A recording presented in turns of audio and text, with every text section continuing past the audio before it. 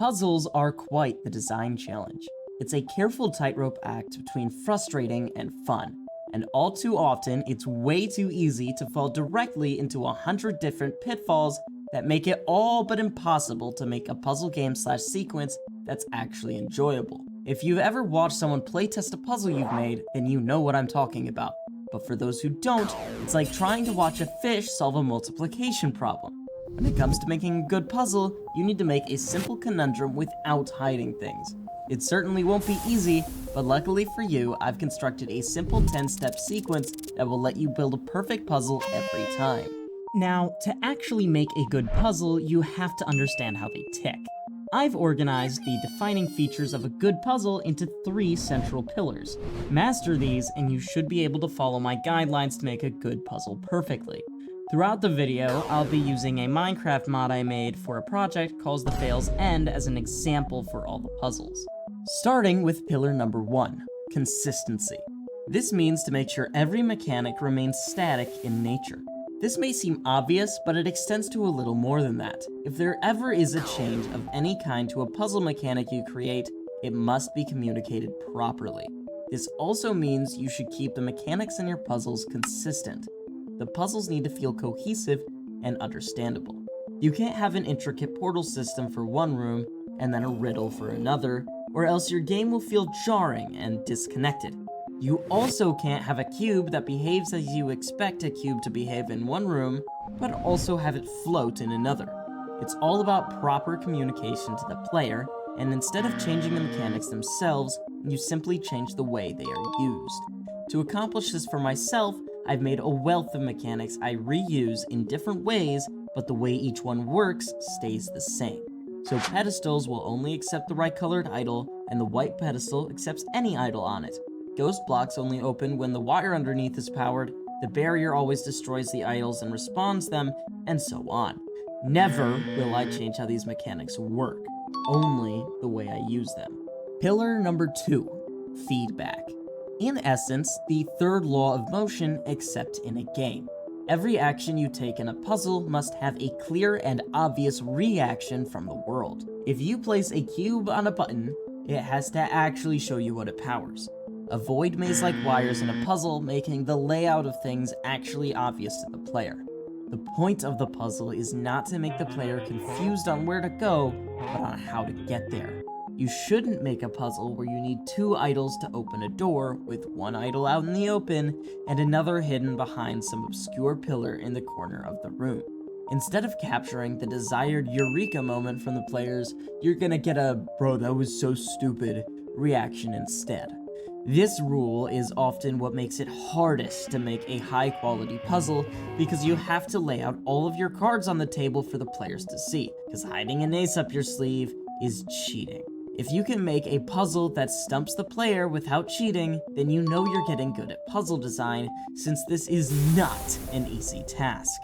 Now last but certainly not least, pillar number 3, the catch. This is what makes a puzzle instead of a basic sequence of moves.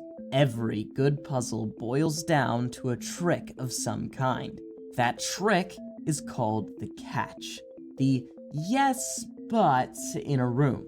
The simplest example I can give is a room with an idol, a pedestal, a door, and a barrier. The obvious solution is to place the idol on the pedestal that opens the door.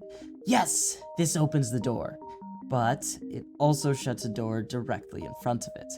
This forces you to challenge your original assumption and come up with a different approach.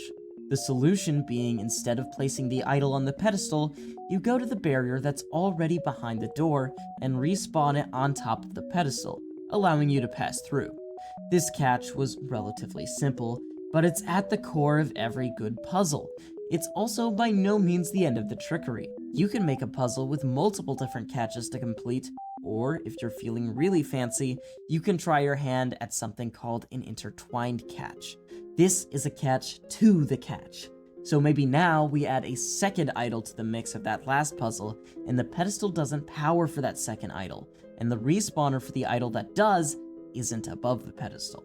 This means trying to respawn the idol won't power the pedestal anymore, and now you have to place the wrong idol on the pedestal first and then the right one on top of it.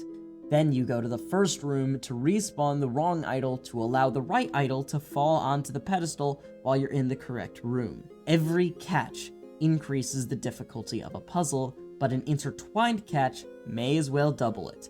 However, there is an important pitfall to avoid when making a puzzle I call element spamming. If you have a room with one idol and one pedestal that opens the exit, you can't increase the difficulty by making it 12 idols and 12 pedestals, since that doesn't actually make it harder.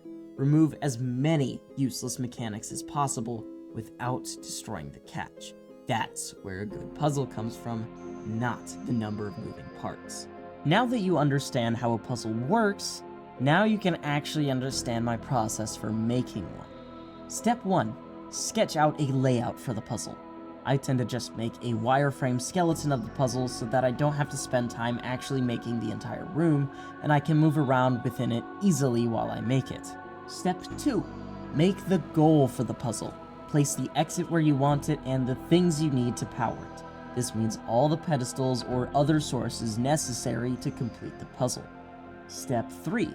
Add the bare necessary elements to complete the puzzle and their locations. So you already had the pedestals, this means placing the idols now. Now try to add a catch. Then playtest to make sure you can actually beat it still. What I did is make all the idols spawn on the wrong pedestals and make it so that you must always have an idol on one of the central pedestals or else they always spawn. I quickly found out this doesn't work without an alternative way to get from room to room, so I added a one-way passage between the end rooms. Step 5. Repeat step 4 till you're happy with the difficulty. And step 6, remove as many elements as possible without making it either impossible or removing the catch. Go through each piece of your puzzle one by one and ask yourself, what if I didn't have this part of it? Would it still be beatable? Would it still be confusing? In my case, there wasn't anything to remove. Step 7, playtest with a player. Take note of what they do, and I found out there was a soft lock in my design, so I had to fix it. Step 8. Make the necessary changes based on what you learned from the playtest. Step 9. Repeat steps 7 and 8 until the puzzle is perfect. Then step 10. Transform your wireframe puzzle into an actual room.